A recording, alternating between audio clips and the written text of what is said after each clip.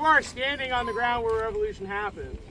We know here in the shadow of the Public magazine, men stood 250 years ago in opposition to tyranny and in defiance of kings.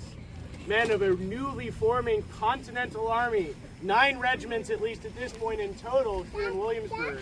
And we know more specifically that while a vast majority of the men would have camped down on the other side of William and Mary, what was called the college camp, that a select detachment was here, camped in the yard of the magazine, because of that building behind you, the colony, or rather now the state's storehouse for guns, gunpowder, and military supplies. 30 to 40 men would have been here protecting that building on a daily basis and protecting the building next door, the guardhouse, which was being used as a laboratory or a building to produce ammunition for the Army. We know quite a bit about how these men structured their day because they left written records for us in the form of orderly books that logged the commands of the officers for the day.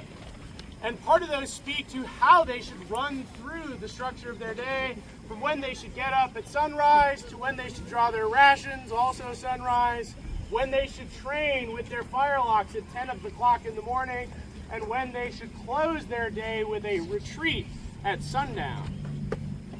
If you were here in January, trust me, this was the correct time. But my job now as the officer for the day is to go through a specific checklist with these men to check that they are here and present, to inspect them, to orient them to the commands of the day, and then to close their day with the playing of retreat.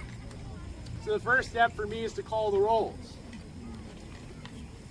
Conley, Corporal. Here, sir. Mayor, Private Soldier. Here, sir. Reynolds, Drum Major. The rest of them haven't earned my actual memory for their names. So. Not going to worry about that. For the record, the guard here, as I said, was between 30 and 40, so we're missing quite a few. We're not going to talk about that either. But my job now is to inspect the men that are present, and I need to inspect them really for 2 criteria. First and foremost, I need to inspect their stuff.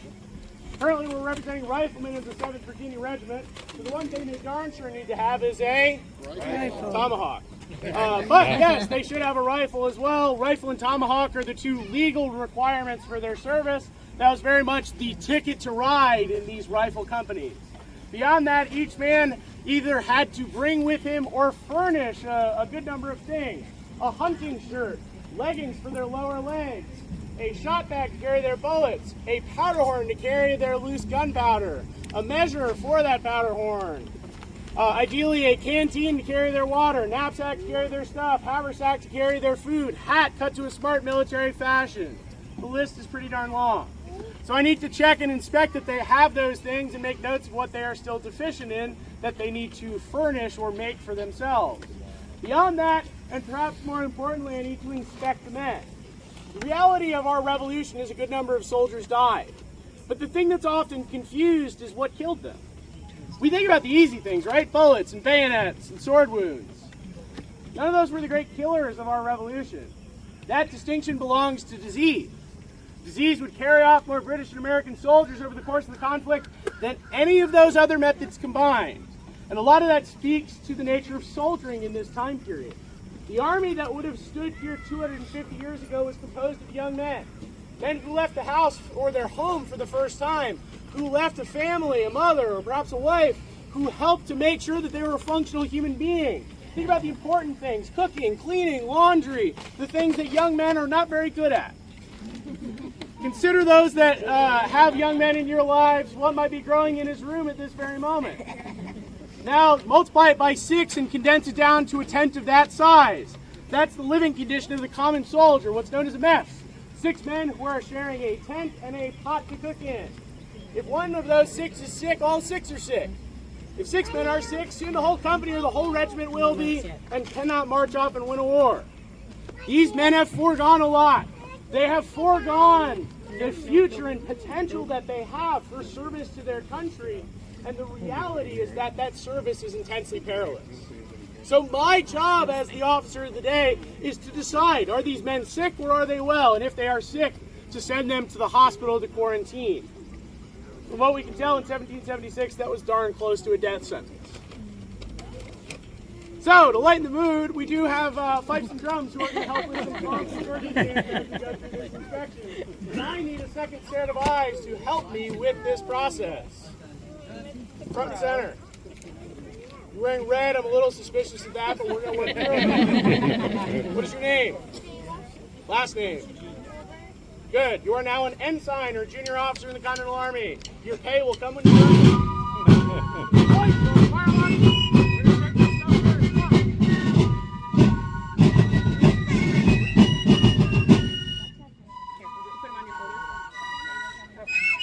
Get on the couch.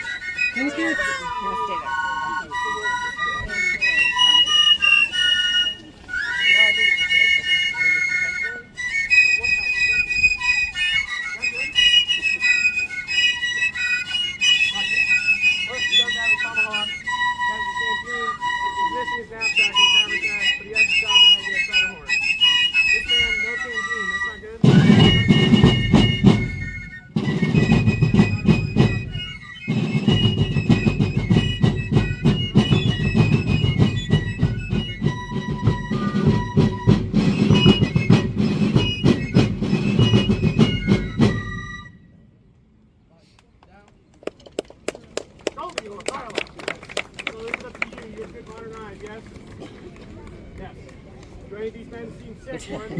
Not that he's like.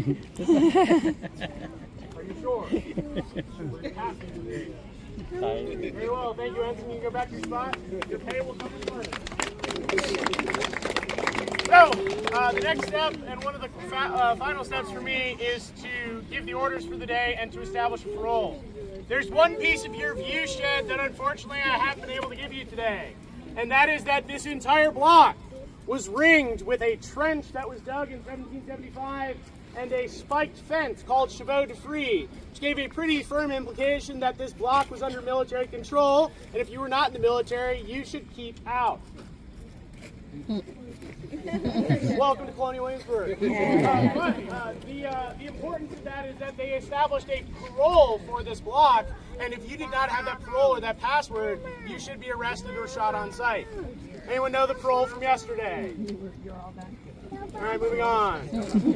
So, the orders for today are as such. All firelocks are to be cleaned, shined, and ready for inspection. Tents are to be cleaned, tightened, and ready for inspection upon the morrow. All other necessary projects, leatherwork, shot bags, haversacks, knapsacks are to continue upon the morrow. The parole, that would be the password for this military block, shall be experiment. Experiment is the parole. So now our day as soldiers is very near done. We need only to hear a formal retreat to end our day.